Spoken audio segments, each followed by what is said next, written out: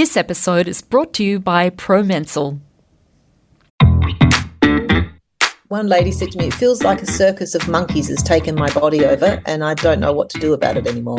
So giving yourself time to move in a way that is enjoyable is really important. Welcome to Thriving in Menopause, brought to you by Prevention magazine. I'm Andrea Duval, the editor of Prevention. Over the course of this podcast series, we've spoken a bit about how important exercise is. But there's another side to this story we haven't explored. There's some kinds of exercise that have even more benefits.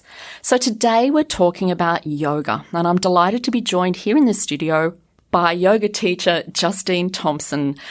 Welcome, Justine. Hi, Andrea. Thank you very much for having me. Justine, you run yoga workshops expressly for women during menopause. And I'm interested to have you tell me about your own experience, how it benefited you whilst you were going through perimenopause. Sure. When I was in perimenopause, I think I spent probably a year and a half in denial, pretending it wasn't happening, doing the whole, it will just sort itself out. I don't have to worry about that. And then eventually realized that I did need to go and see my doctor and really sort of talk about what was happening, because I was having very erratic menstrual cycles and I was beginning to lose strength in my body. So that was when I actually found out that I was in perimenopause. I'd never even knew about that before. How my practice helped me was I started to consider, right, well, what do I need to do in terms of my physical practice to help my physical body? But on a much deeper level, I began to ponder why I had been resisting this whole change in my body so much. And I realized that I was really frightened of being in menopause. In my mind, menopause meant that I was suddenly old, and there's a whole attitude that society has around women when they get to menopause and older women. And I sort of was like, oh, but that's not me. I don't fit into that box. And so I think that that's why I had been pushing it away. But with a regular yoga practice, which was meditation and asana practice and breathing techniques, I began to really inquire into my attitude and how could I change that, and what actually did I need to do to help myself.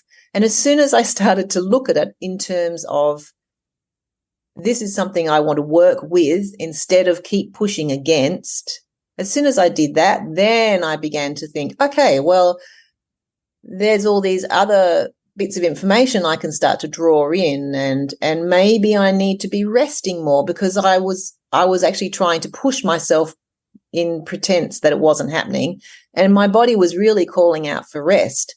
And then when I felt like I wanted to be active, I could focus on poses that helped me to build strength. So all of those little things I tweaked, but it was me having some awareness around my resistance, which made all the difference. And that's where I think yoga really helps us, because whilst we all think about yoga as being poses that we see on Instagram, yoga is about bringing awareness back into yourself to understand who you are, how you think, and does that serve you? And so then you can start to make some changes if you need to make changes or if you want to make changes. And that was the biggest boon for me from my practice. So I guess when you talk about yoga, you also refer to meditation and you use the word asana. What does this mean? The asana is the postural yoga. So we're, downward facing dog, child's pose, all of the different things that we associate with the word yoga, but actually yoga includes meditation and pranayama, which is working with the breath, yoga nidra, and which is like a guided meditation, mantra repetition. It's a massive umbrella, but unfortunately, as soon as you say the word yoga, people immediately think of, oh, you stand on your head, or you wear tight pants and do all those sorts of things. So for those listeners who have not had an experience of yoga, I do want to reassure you that, prevention is always evidence-based science.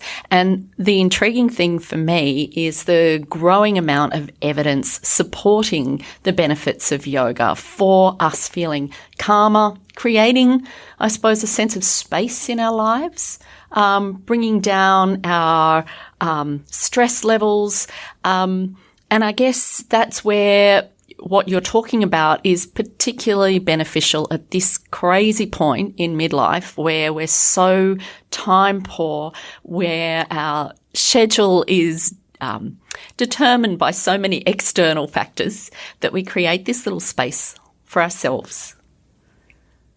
It is. That's exactly right. And there is lots of science around that.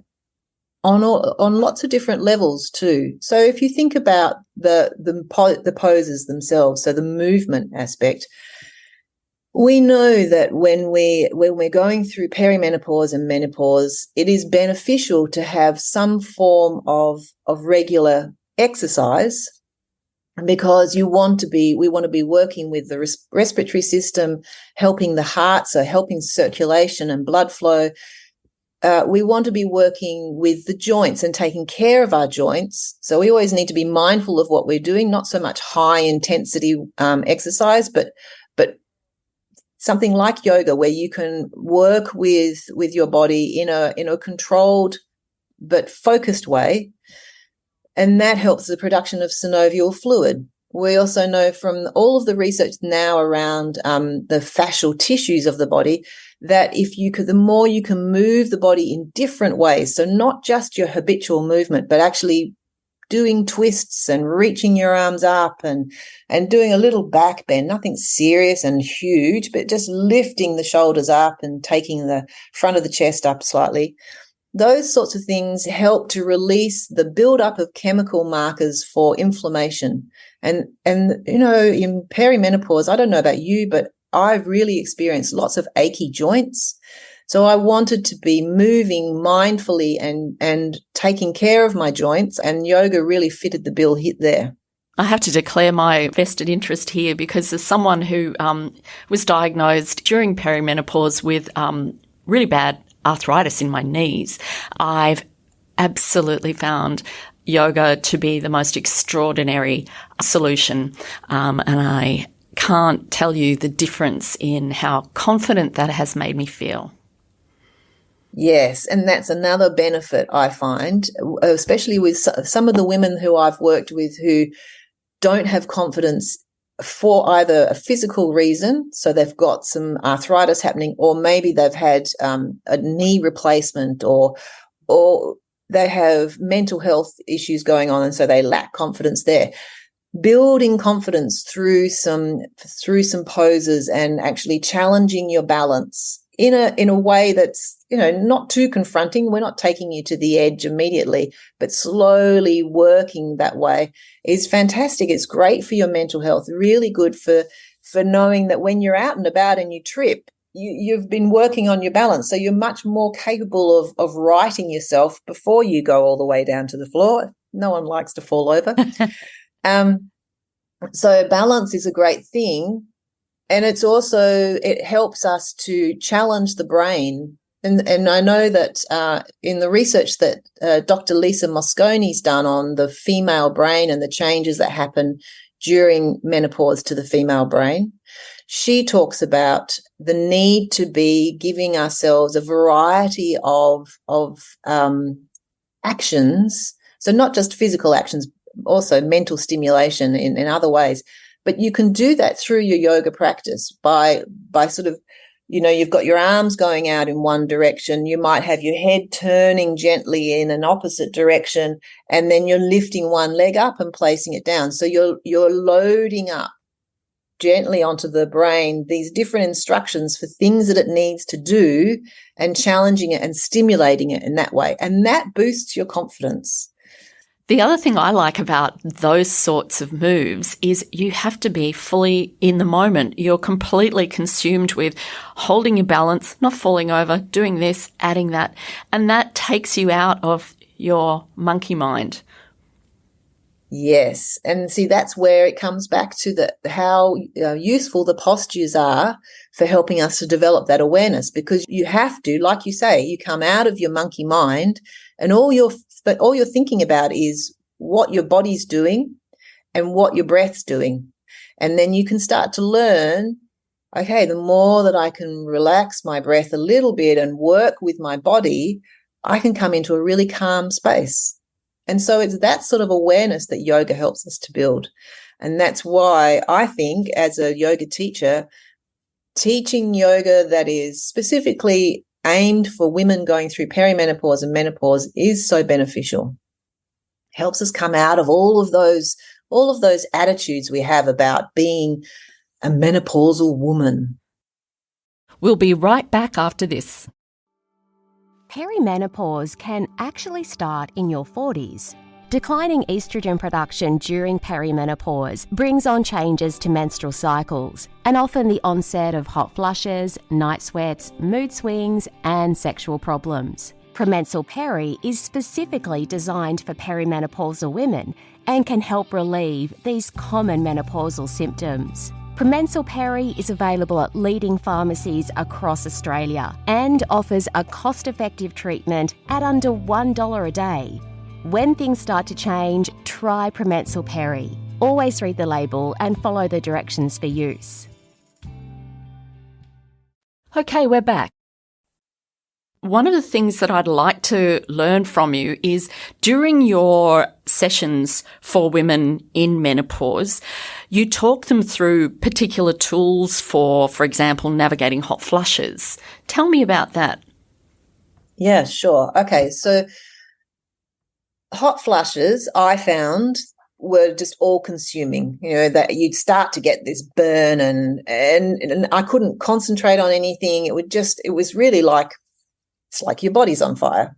And so what I have been working with and what I try to teach people is that when they feel a hot flush coming on, regardless of where you are, try to bring your attention onto your breath. So yes, you feel that heat. Okay, I'm breathing in. So I'm taking a nice, steady breath. Doesn't have to be really long or big breath, just a nice, steady breath. And then a strong, steady exhalation.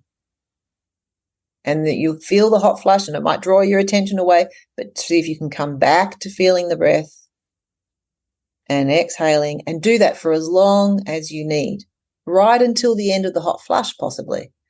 And what I have experienced and with the women that I've worked with, they've agreed with me, it's useful because it puts the hot flush in the background. So instead of being completely overwhelmed and thinking, I'm just going crazy here, they're focusing on their breath. And yes, their body's hot and it's uncomfortable, but because they're focusing on their breath, they can actually see that it's going to start to die down in a minute. Oh yeah, here it goes. It's beginning to ease off. So it puts it at the back of the bus. A friend of mine gave me that analogy. I thought it was a great one. Instead of driving the bus, it's in the back of the bus. And I find that very useful and really simple. I mean, we're always breathing. You can do that. I've done it so many times when I'm driving and I feel very hot. I'm not endangering anyone by focusing on my breathing. Breathing helps in many things too. I know during first lockdown when it was a really anxious place, it was something that I was able to bring to sleep. And really, just to have that as something in your toolkit. There are many times when we can then bring it out and it just helps us feel a little more in control of our lives. It sure does. And so there's an interesting science around the breath work. A very simple breathing technique you can do is try to extend your exhalation. So if you're breathing, say you inhale and you count to 3, then as you exhale, count to 5 and try to keep it a steady breath. So don't get to the point where you're just bleeding out at the end of it. But work with a longer exhalation than your inhalation. And what the science shows us is happening there, when you're inhaling, your heart rate naturally increases slightly. So your sympathetic nervous system kicks in. As you're exhaling, your heart rate decreases slightly. And by extending the length of your exhalation, you're giving the parasympathetic nervous system a longer chance to get active, and that impacts the vagus nerve and helps the heart to have good heart rate variability. So it helps you to recover from stress faster because you're used to feeling your heart rate increase slightly, or your body is used to the heart rate increasing slightly and then easing down. And it's like it's almost, I suppose it is a muscle really that you're toning by getting that strong heart rate variability happening in your body, so that when you encounter a stressful situation, you can recover faster from it. You don't stay in that really high stress state. And that I teach that for people who need to just try and do something to help them get back to sleep. Or if they're feeling anxious in the daytime, lots of women do experience anxiety during perimenopause. Again, the breath is a very simple thing to bring your attention onto. Go for an inhale of 3 or 4 and then an exhale that's slightly longer. Oh, feeling relaxed now. Thank you. We do spend a lot of time, don't we, in our heads? We do. We spend a lot of time in our heads. I think during perimenopause, I found that I didn't like my body anymore. It felt like it had sort of abandoned me. It had always been so robust and capable of doing anything, and all of a sudden it wanted attention, and I was like, no, I'm too busy for all of this. Other women I've talked to feel anxious about weight, or they just feel like, one lady said to me, it feels like a circus of monkeys has taken my body over and I don't know what to do about it anymore. So giving yourself time to move in a way that is enjoyable is really important. One, it helps you to go, oh yeah, I can actually feel pleasure in moving you in certain ways. That's really nice. On a deeper level, you're producing endorphins in the body. You're producing those feel-good hormones, and that helps to release stress. So one of the things I like to teach people when we're either in a workshop situation or if I'm working with a lady one-to-one is to lie down somewhere comfortable, bend your knees and put your arms down by your sides or out to the sides and explore what it feels like to maybe roll your wrists and stretch your fingers. And then what does it feel like if you lift your toes up and bring them down, or perhaps draw your knees into your chest? Really gentle little movements, but let your attention be inside your body whilst you're doing it. So you're not trying to make a picture or fulfill a certain pose. It's really a self-exploration. It's like when you first wake up in the morning and you start to stretch. That's called pandiculation. It's what we see our dogs and cats doing all the time. And it is incredibly helpful for releasing stress, helpful for getting a bit of motion happening in the joints and connecting with your body in a positive feeling way. Let's talk about pelvic floor health. That's something that, whether it's perimenopause or even for women after menopause, the sad reality is that we need to pay a little bit more attention to what's happening with changes in our pelvis, and how can yoga help? Pelvic floor, it's a very important area because that can impact your confidence so much. If you find that you're having you're feeling heavy in your pelvic floor, or it's affecting your bladder control, then that's going to have a big impact on your confidence, obviously.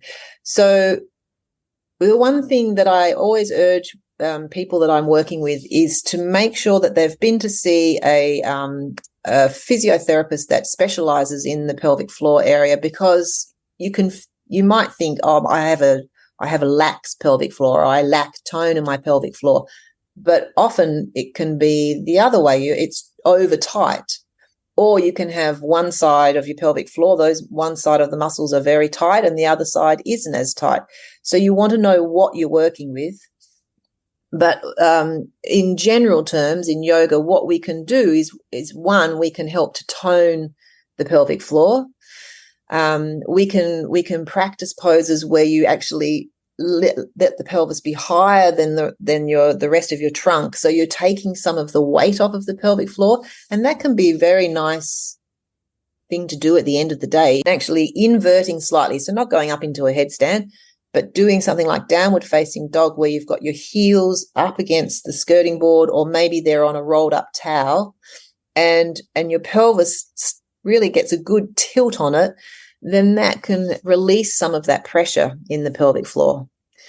Another thing to do is trying to develop an awareness of your pelvic floor, because if you sit upright and you're sitting comfortably and you take some lovely deep breaths in, you can feel the diaphragm. So the diaphragm is that big muscle that sits underneath your lungs like a mushroom shape. That moves down as you inhale, which impacts on the organs, but it also impacts on your pelvic floor muscles because they're a bit like another diaphragm as well, in a way. So if you're taking a good, healthy breaths, so you're actually sitting comfortably and you're really feeling the breath, you're not sort of going over exaggerated, but you're just working with your breath, you can start to feel your pelvic floor gently rising and falling. We'll be right back after this. Okay, we're back. How many of us breathe just shallowly? You know, it's the stress, isn't it? We're breathing right up here in our shoulders the whole time. So what you're talking about is actually developing a new skill of deep breathing. Yeah? It is, yes, for sure, because we spend a lot of time up high. We want to be using our full ribs for our breathing. And that takes a little practice because we don't necessarily have that awareness. And that, again, is something that you can learn with yoga. It doesn't have to be fancy techniques. It can be very simple, like I've already talked about, where you're doing an inhalation and then a slightly longer exhalation. You can do this at home or wherever you are. Sit comfortably in your chair or stand, but you want to take a big breath in first of all. And as you exhale, imagine your exhalations pouring down your spine into your sit bones or into your floor beneath your feet. And let your shoulders be resting on your back chest so your shoulders are relaxed.